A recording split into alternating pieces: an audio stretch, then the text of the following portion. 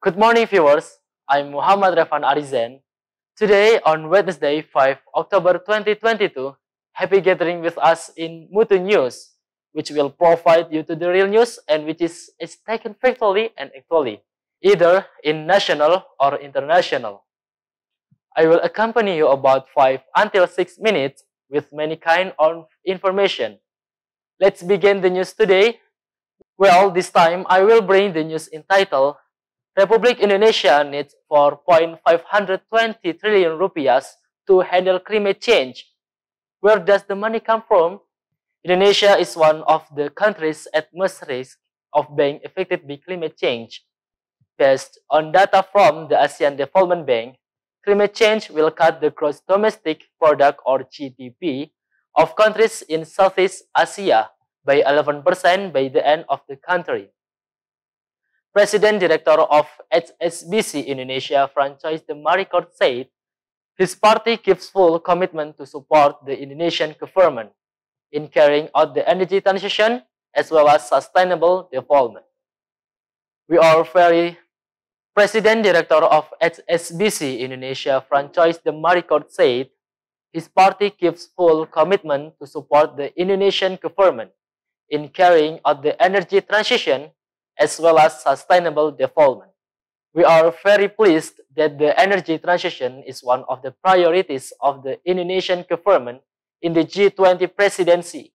We also support a number of initiatives and policies issued by the government to accelerate the transition to low carbon development, said franchise at the HSBC Summit 2022 themed Powering the Transition to Net Zero, Indonesia's Pathway for Green Recovery. Wednesday, 14 September 2022. Franchise said it takes a lot of capital to accelerate the energy transition, not only increasing investment in the low-carbon technology sector, but also providing incentives to other sectors so that it can become greener at an inexpensive cost. Based on data from the Nationally Determined Contribution, or NDC, Indonesia requires financing of 520 trillion rupiahs to carry out mitigation action in the NDC roadmap. Such a large fund cannot all be fulfilled by the state budget. Therefore, there needs to be collaboration between private financial institutions and also countries, as well as global financial alliance such as Crisco Financial Alliance for Net Zero or GFANZ. As a bank that has many branches in Asia, HSBC is committed to supporting all our customers to make the transition to cleaner energy, working with regulators as well as industry, many sectors to accelerate the financing transition and support sustainable development, said franchise.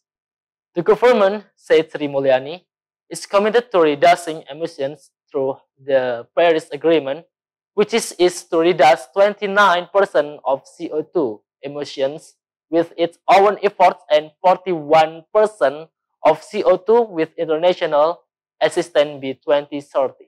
To achieve this target, it needs a large source of funds, which is around 3.461 trillion rupiahs or 266 trillion rupiahs per year, while the state budget only allowed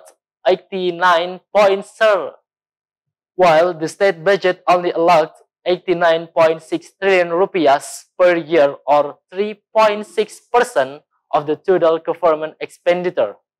Therefore, to be able to achieve the low carbon and zero emission development target needs help from many parties, said Sri Mulyani. She said in other countries, the process of transitioning to a green economy faces many challenges, especially in the energy sector.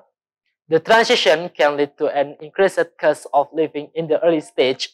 It is even more challenging when the global economy is facing a high inflation rate and is also still vulnerable after rising from the pandemic and gives rise to a number of political choices that are not easy, explained Sri Mulyani. Well, viewers, that's all the information for today. I'm Muhammad Revan Arizen. Thank you for watching. May it useful for your viewers.